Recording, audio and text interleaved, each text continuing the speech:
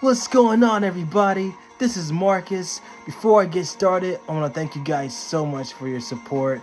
It really means a lot to me, and you guys mean so much to me. From the bottom of my heart, I love y'all, and thank you for your support. For those who are new to my channel, and for those who are seeing it for the first time, make sure you like this video, share this video, subscribe to my channel, and make sure you hit that bell to enable notifications whenever I drop a video. And we're going to always keep this thing rolling. We're on the road to 1,000 subscribers and higher, so you guys' feedback means so much to me, and you guys' support always means a lot to me. So we're going to go in and keep this rolling as always.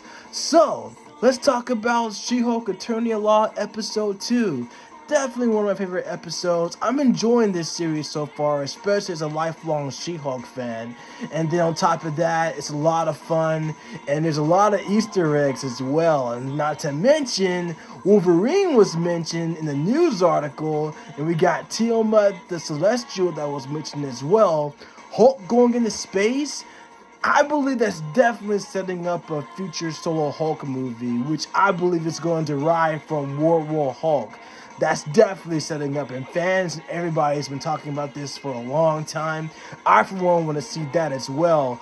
We could be seeing his son Skaar in the future. It would be cool to see him in the MCU as well. So it would be pretty awesome to see where they're going to go with this too.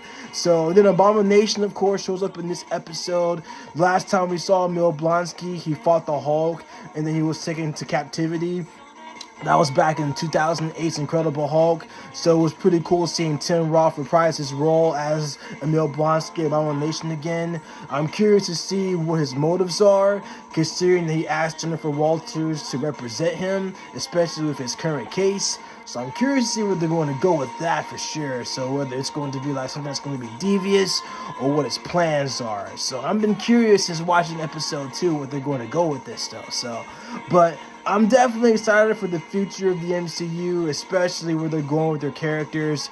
The actors are doing a phenomenal job as always, bringing these characters to life that I've grown up so much, and then being able to just bring them to life, and they're doing a really great job with that too. So, and again, Kevin Feige, he never disappoints at all. So, but I got Jessica Clemens from New Rock Stars with me. We're going to go ahead and do an Easter egg breakdown. So without further ado, let's get right into it.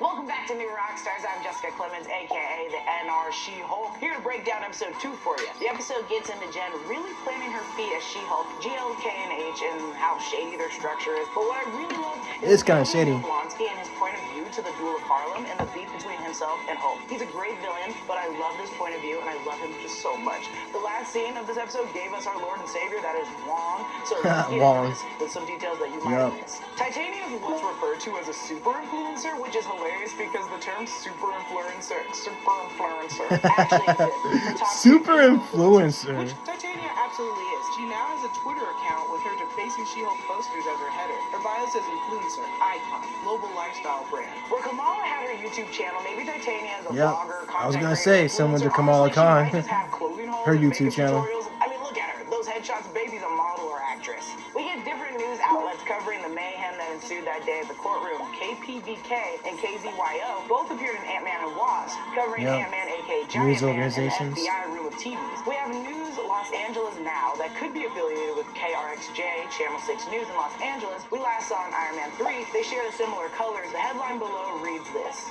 which absolutely could be the case. This sort of messy Hollywood celebrity trope moment. Additionally, Giovanna Laura, John Gregory, and Rachel Brown each play the news anchors and are actual news anchors for ABC7's Eyewitness News in Los Angeles. We get our first eyewitness and reporter in the field. If this guy looks familiar to you, he's in Black Lightning playing the same character and objectifying a female superhero. My dude stays typecast. Oh my gosh. Talk about a Marvel versus DC crossover though. But like Bruce mentioned in episode 1, you never have a choice with these names. We make it to the Legal Ease Bar and Grill. Love how green it is. Legal Ease is the conventional way legal documents are written, so sort of a pun. Either way, this is where all the lawyers hang out and drink. We got the same sort of stylized sports bar in She-Hulk comics. Also, you know it's a bar of lawyers with all those justice scales. Yeah, justice scales. Lady Hulk, She-Hulk, Girl Hulk, and in the comics, Jen has been called Chick Hulk and Girly Hulk before. Girly Hulk. Just don't get it twisted, you know what I'm saying? With this newfound She-Hulk courage, she enters the bar to cheers and applause, completely stepping past the hostess. It's okay, she didn't want to see you guys anyways. Also, the coffee supply from the bar, hella cool. She's wearing a That's cool, hoodie though. because she completely shredded her original blazer hulking out in the courtroom. The song playing is Celeste, Stop This Flame, truly because you ain't stopping She-Hulk now. Jen mentions hoping the name doesn't stick and being a derivative of the Hulk, which unfortunately is exactly how she got her name.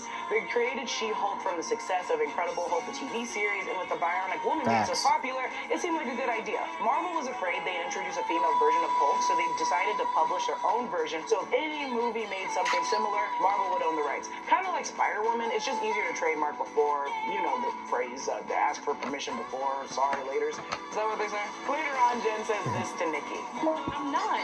No, I did not go to law school and rack up 6 figures in student loans to become a vigilante. That is for billionaires and narcissists and adult orphans for some reason. Probably referring to people like Steve Rogers, Thor, most definitely Tony Stark. I'd argue Natasha as well, but I just wouldn't necessarily call her a narcissist, you know. When Nikki suggests being an Avenger to Jen, Jen says this. Play me another clip. Do the Avengers offer healthcare?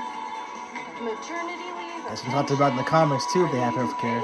This got me thinking, yeah, what are the benefits? Now, in the comics, they got a lot. According to the Avengers UN Charter and Avengers Annual, they got free healthcare, they had stipends, a retirement fund, access to Avenger vehicles, weapons, and a lot more. But in the MCU, it's looking kind of bleak. So remember back in Falcon and Winter Soldier when Sam was trying to get a bank loan? Sam's got government contract earnings, so that could make a lot. Also, since he's a hero, people are inclined to help you. You know, the old civilian benefits. They have free housing on Avengers campus, access and security clearance to the Avengers facilities, but most of what we know about their actual benefits is still sort of up in the air. Also, people like T'Challa, Thor, Vision, Iron Man don't really need the benefits. They had endless money or were just a robot, so because T'Challa and Tony are billionaires. And then Thor's an Asgardian and Vision's an Angela, so. And ask her to change to Jennifer Walters because it's a serious conversation. These little microaggressions should be noted because it's reinforcing that She-Hulk can physically be too much or dominating or just make people uncomfy, and that's all bullshit. When Jen changes from She-Hulk to Jennifer Walters, she's intoxicated and mentions it's because of the change of her metabolism. That is insane and dangerous. She literally can drink. I was thinking that too. That's pretty dangerous. She'd be in the hospital. Insane. But also important to note, our baby girl just got fired for being a liability in the 2004 comic run. It was the same exact thing. She and the Avengers saved everyone on Earth, which she took a picture of her. Wow, that's funny. Every time Hulk was seen as a liability in the comics. Either way, it seems like a very thin line, easily crossed for any superhero lawyer. The show's title introduced a little over 5 minutes into the show, like other law shows, Better Call Saul, Ally McBeal. Law & Order sort of does the same thing, though it really opens with in the criminal justice system, sexually based offenses are considered spatially heinous. In New York City, the dedicated detectives who investigate these vicious felonies are members of an elite squad known as the Special Victims Unit. These are your stories. Oh man, that's my girl Jessica, man. She's so cute. I love Law & Order. One of my best shows too. So. And called her Fuzzball because of her hair during a take, and it's stuck ever since. I think it's just really cute. Someone, please just call me Fuzzball. Quick, hurry. Anyway. We get a shot of Jen's apartment with Nikki. We see the takeout food. Truly too many lamps. You have 4 big windows. What do you need 5 lamps for? And wine bottles. It's hard looking for a job, and I get it. Let's not forget the Velvet Devil Merlot bottles sitting on the table. Washington State wine, baby, represent. They also put this devil wine in there to torment Voss. I ain't buying it. It ain't Mephisto. We're looking for new jobs. Because of Eric Voss's obsession of having Mephisto in the MCU. That's funny. You can choose a subgenre, fun, movies, find Ant-Man, which is probably Where's Waldo-style game, Cars, Norse mythology, probably in regards to Thor, Avengers, this is self-explanatory, Insanity, which the article is currently under, and World. The QR code leads you to the same one from episode 1 to the Marvel website. The actual recommended job on the site is to be a Swiss village mascot. That town right there is called Bern in Switzerland. The coat of arms of Bern is also a flag with a bear. Same scene where Mark Spector and Stephen Grant were in Moon Knight. It does resemble the city in Moon Knight, certainly if you remember. There's some German signage. It also fancies an Alpine village. Also, from this shot of the actual arts district of the small town, compared to the shot in Moon Knight, they covered the Hungarian stores with German names, so this could be a little village in Bern. Just a possibility, but MT, I think you're right. Also, remember Bern 2000, the science conference where Tony hooked up with Maya was also there. As an advertisement, don't miss out on these cool Iron Man 3s. Dear God. It has Tony's heart symbol above it. Also, this indicates there was an Iron Man 1 and 2. Those are some sick kicks, though. I gotta get on those quick. Adidas did a collab with Marvel and made Stark shoes, so I'm sure you Yep, Adidas and Marvel all day. We have man fights with metal claws. Wolverine. This is not about Wolverine. I repeat, this is absolutely about Wolverine. Let's go. This literally happened in the first X-Men movie. Why there's a giant statue of a man sticking out of the ocean, thank God it's been finally addressed. This is referring to Teimut and Eternals. So More now like it's a god, which is after celestial. Eternals. They're aware of what happened, so the timeline for this show is ever changing. Head writer Jessica Gao said it was a little after Shang-Chi, but Marvel's page on Disney Plus puts it right after Moon Knight. I think we'll get more evidence as the show continues to where it really lands. Either way, these writers are truly just the best. I love this. Keep teasing us. Go ahead. We get a glimpse of Jen's phone. The wallpaper is Captain America's ass. Cap's glutes on her wallpaper. We're first introduced to Jen's dad, Morris Walters, played by Mark Linn-Baker, who's been on a ton of Law and Order, and Jen's mom, Elaine Walters, played by Tess Malice-Kincaid, who played a judge on Bluff City Law. Just to say, every actor has probably been on a law show at least once in their life. Yeah. We meet Uncle Tucker, played by Michael H. Cole, who is also the acting coach They all on played WandaVision, Jennifer's Black family. Widow, and Guardians of the Galaxy Volume 2. Cousin Ched, played by Nicholas Cerrillo, and Aunt Melanie, played by Candace Rose, aka Chrissy's mom in Stranger Things, and Aunt Rebecca, played by Stranger Elizabeth Becca. Things. And unless there's two Aunt Rebeccas in that world, that could be Bruce's mom, Rebecca Banner, which is weird. I don't know why she's so quiet. Oh, she's allowed to be quiet. Everyone's allowed to be quiet, I guess, but it's Bruce's mom. Is super young. Jessica Gao confirmed on Twitter it's her assistant, Yusong Lu, but on the closed captions it says Yusuf, so it could be Yusuf Abbas. Yusuf appeared in Civil War, Marvel Yeah, Yusuf Snapshots Abbas. #1 as the helper who loves superheroes like the Avengers and later developed some mutant powers. To answer Walter's question brought up at the dinner table, That Hawkeye guy, what happens to those arrows of his? I mean, does he go around and collect them when he's done? Hawkeye at times will go back and retrieve his arrows, more so if he runs out like in Hawkeye the series. And in the first Avengers, he ran out of arrows, he retrieved one from the Chitauri he just killed and used his last arrowhead to make it into a grappling hook, so it's not beyond him to go recover lost arrows. But as for the trick arrows that have already been used, the arrow shafts that are left behind, could be dangerous, I guess, if you tripped and fell onto it, but that's the DODC's job to clean it up. When Jen's dad says you didn't even destroy a city in reference to Hulk's notorious hulking out and destroying everything, I could, break down every time Hulk destroyed a city or something, but I'll just do a quick scroll right here. Yeah, Johannesburg, Lawyer Barnes Yo, playing Ally McBeal. Mexico. Hulk destroyed everyone, pretty much. Every building around the world. Like in the comics, Holden approaches Jen for this phenomenal job Another operating Ally the McBeal bar, reference. and with the same amount of little respect, he's so shady. This look that he gives the bartender, again, I just want to say, if Holden is orchestrating all of this, I said it first. Now, I'm not saying he's anything wild, but let's keep in mind, some folks could be scrolls. There's also a little statue behind Jen. This Setting isn't up quite Secret the Invasion, statue. too, so- She's holding a candle, it looks like. A lot of statues like this will probably be seen throughout the show, like this one at GLK&H. And we've arrived at GLK&H. It's massive, and Jen's looking damn confident. That is until she doesn't know how to open this door. She-Hulk would just rip that off the handles. Holden mentions how eccentric superhumans are appearing more and more. In Marvel Comics, superhuman was applied to those way beyond normal human physical conditions. Altogether, they're superhumans, which we got into in She-Hulk, enhanced individuals, the DODC refers to them as this in Miss Marvel, Inhumans, which we've seen in Black Bolt and Multiverse of Madness 838, and mutants. Brandon and I do a great big Q on this and how classifications could work in the MCU, so go ahead and just click back on over to that. Holden also mentions that he wants Jen showing up to work and at court as She-Hulk, the complete opposite of what he wanted in the comics. In the comics, he wanted her to only work as Jennifer, a sharp attorney with a keen, focused mind. He's just trying to use her. He's hella sketchy. Take a look at all those comics. In the 2004 We'll She-Hulk see. run, Stu Cicero worked in the basement of GLK&H, monitoring all the Marvel comic books that people use for research. This could be our Stu, and this is where you refer back to. That's totally research. Stu. It's like a library. We meet Pug, played by Josh Shigara. I love Pug. Not only is he Me too. super supportive and loves Jen in the comics, he's clearly very funny and just kind of gross here. Pug has a wild history. Paying for school by being a bouncer, he was saved by Spider-Man, and he's just an awesome bestie. If you look closer in the basket, we have a plaque for Jennifer Walters' name. The same cup we saw in episode 1, the See You Later Litigator, and office supplies. Oh, and sorry, I almost forgot about Poop Matt. God, I love him so much.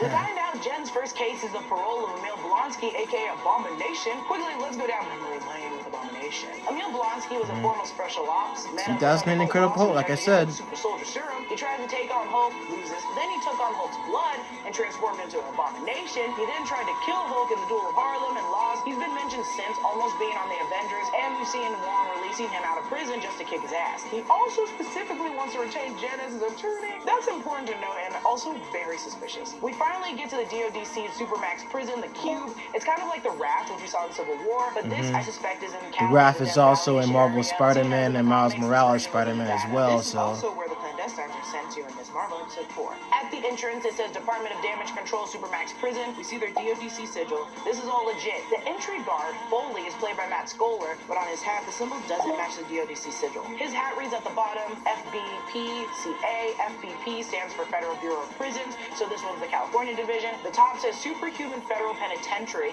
with the symbol looking like the U.S. Department Justice logo. I think it's suspicious that the guard's uniform doesn't even slightly resemble the DODC's. Could the Supermax prison outsource their guards? Right now, I think the big cheese overseeing this is Val, rather than the DODC. She's like the point of contact, if you will. We get a little call back here to Sons of the Lambs. You guys serve me up with some fava beans and I like When Hannibal discloses how he ate the census taker's liver with some fava beans and a nice Chianti. We see Emil Blonsky, played by Tim Roth, and yes, it's the same set we see in Shang-Chi. Truly, I go crazy in something like that, and I'm glad Wong was sneaking him out. In the trailer, when Emil Blonsky turns into Abomination, he hits his head on the ceiling, triggering a red alarm and wave of red lights. The same alarm sets off when Jen steps over the yellow line. It's probably like a sensory alarm. Imagine the game Operation, if you will. But also, I love Operation. We also see a painting of the sun setting over an ocean, and maybe he painted it. But the calming ocean presence and sun's getting real low is truly Smart Hulk 101. He's in Mexico, doing yoga by the beach, settling with his inner Hulk. Him and Emil aren't so different, and it's mentioned later that Hulk and him exchanged letters briefly, so maybe Hulk gave him some advice. Abomination chooses not to change, and I'm not trying to be a wild person and connect this to everything, but I mean, come on. If this entire game is a game of chess, Val probably persuaded Emil to reconcile with the idea of Bruce Banner, ushered him to hire his cousin to represent him. Bonus, she's a good lawyer, she'll probably win, but along the way, we'll turn back into Abomination when easily angered by Jen or Bruce, because when he even mentions Bruce there, look at that, pure resentment, then gets picked up by the hands of Val, then watch Val be his parole officer. Emil mentioned he's been talking to 7 people within the prison pen pal program and wants to run away with them on their purchased property for him. I support this polygamy. Also, I think we see them in the She-Hulk trailer. You see Jen near Emil's cell, and behind her are 7 people standing wearing white tops and I think crowns, so yeah, I think that's his 7 partners. I'm also like, girls, you saw Abomination, you saw what he did to Harlem, why are you over him? Like, whatever. That's hilarious. Speaking of which, they mentioned the Duel of Harlem when Abomination went buck wild, toe-to-toe with Hulk and the Incredible Hulk. But what Those I really groupies, love here is though. Emil's sadness in retelling his point of view of everything. Abomination and truly how he groupies. worked to let him down, and Hulk was the threat, which referred back to my earlier scroll of all the things Hulk has destroyed in the MCU to see how much of a threat he kind of is. But truly, Hulk didn't really suffer the same as Abomination. Hulk is kind of a hero now, and Abomination's a prisoner? It's worth pondering. Once we're out of the prison and back at Jen's apartment, she calls Bruce to give him the 411. Smart Hulk is on the Skaarian Class A. Skaarian craft? Why? Is it to see his son? Is it to further study the city? I think he's been back after Thor Ragnarok and we just haven't seen it, because how else would we have brought back the Skaar gems when we saw in the first episode? This courier ship is, oh my god, it's insane. Okay, so on it, It's awesome too. Behind him from episode 1, some binders and folders on the shelf. The big binder used to follow Hulk's evolution. Why would you need that? A lot of the same tech from the basement lab in Mexico. Also, Hulk, get your damn feet off the desk. You're a Hulk, not an animal. I also like the nod of Hulk saying he's a completely different person now. I fight you so many years ago, I'm a completely different person.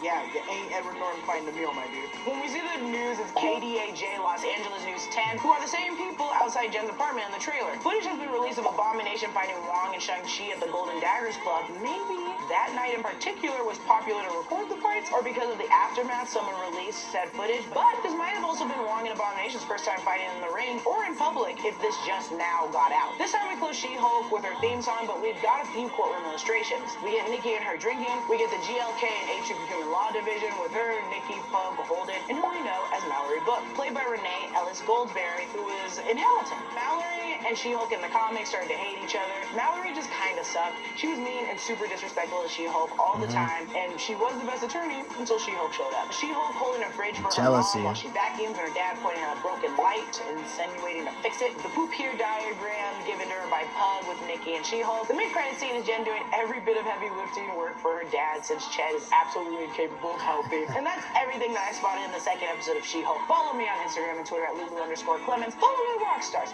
Subscribe to New Rockstars for more breakdowns of everything you love. Thanks for watching. Free Blonsky!